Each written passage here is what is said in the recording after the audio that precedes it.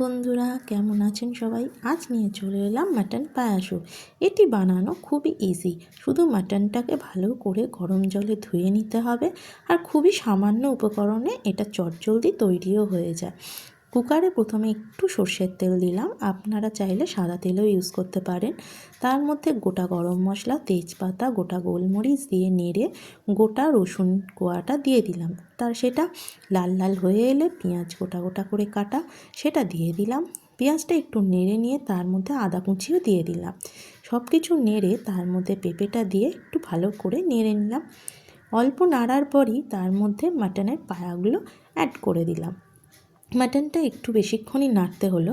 তারপর মাটনের কালারটা ঠিক এরকম হালকা লাল লাল হয়ে এলে তার মধ্যে আমরা দিয়ে দিলাম পরিমাণ মতো নুন অ্যাড করার পর দিয়ে দিলাম জল।